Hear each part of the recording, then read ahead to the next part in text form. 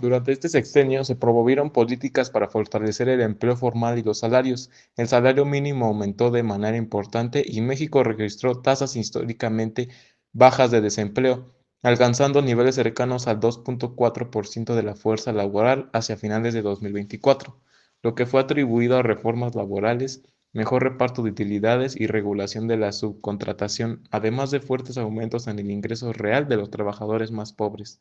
Estos cambios ayudaron a reducir la pobreza laboral y a formar trabajo, aunque aún hay retos en cuanto a empleo informal.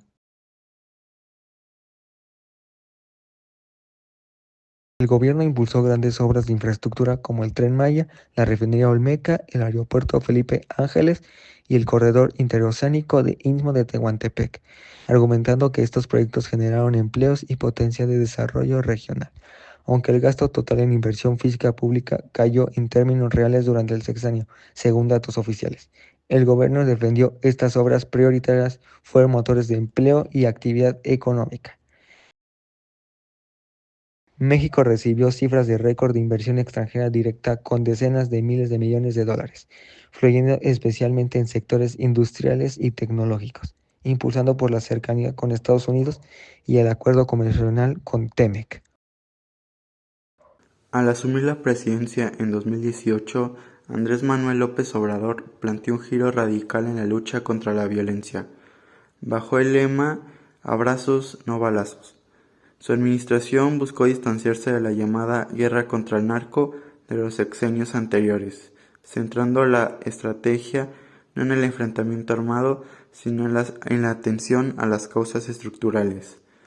Como primer punto, se podría hablar de la atención a estas causas y a programas sociales, siendo el primer pilar de la premisa que fue la paz es fruto de la justicia.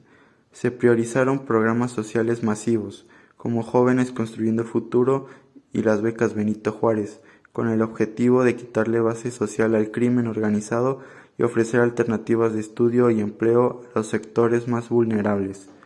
La idea central era evitar que los jóvenes fueran reclutados por la delincuencia por falta de oportunidades.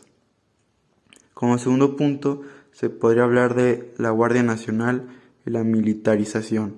En el ámbito operativo, el cambio más significativo fue la desaparición de la Policía Federal y la creación de la Guardia Nacional. Aunque nació bajo un mando civil, en la práctica fue integrada por elementos militares y operada por la Secretaría de la Defensa Nacional.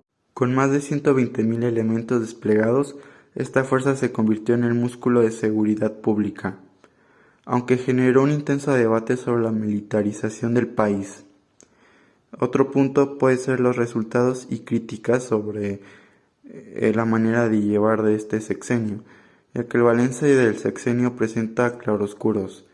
El gobierno destacó una reducción en delitos de alto impacto como el robo de vehículos y el secuestro, además de una estabilización en la curva de homicidios dolosos. Sin embargo, los críticos señalan que las cifras de asesinatos se mantuvieron en niveles históricos y que el control territorial de los grupos criminales se expandió en diversas regiones, desafiando la política de no confrontación.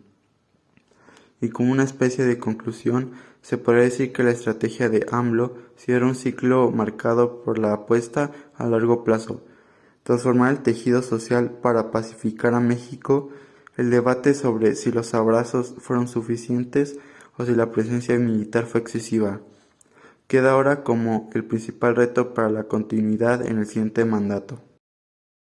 Durante el sexenio, la deuda pública creció, aunque en términos relativos al PIB el aumento fue menor que en algunos gobiernos anteriores. Según informes oficiales, además el presupuesto creció en nominales con una alta expansión del gasto. Sin embargo, fuentes independientes señalaron que al finalizar el sexenio, la deuda neta del gobierno alcanzó cifras equivalentes a casi la mitad del PIB, una de las más altas en décadas. El crecimiento del Producto Interno Bruto, con siglas PIB, fue modesto durante los 6 años. Algunas fuentes internacionales señalan que México fue uno de los países con menor crecimiento promedio en América Latina, con cifras de alrededor de 0,9% anuales. El crecimiento económico estuvo afectado por la pandemia y por desafíos estructurales, aunque el peso se mantuvo relativamente fuerte y México subió posiciones como economía global según informes oficiales.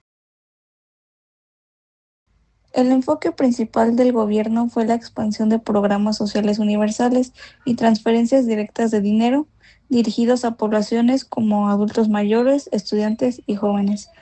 Programas clave incluyen pensión para adultos mayores, jóvenes construyendo el futuro, sembrando vida y becas Benito Juárez. Estos programas ayudaron a millones de personas y se asociaron con una reducción histórica de la pobreza según estadísticas nacionales. Criticaciones señalan que algunos programas universales también beneficiaron a personas no vulnerables y que faltó mayor inversión en salud pública. En resumen, el sexenio de Andrés Manuel López Obrador se destacó por grandes aumentos en el salario mínimo, fuertes programas sociales universales y obras de infraestructuras ambiciosas. México logró reducir considerablemente la pobreza, aumentar inversión extranjera y mantener estabilidad macroeconómica. Sin embargo, el crecimiento económico promedio fue bajo, la violencia y la inseguridad siguieron siendo retos graves y el crecimiento de la deuda pública fue un tema discutido.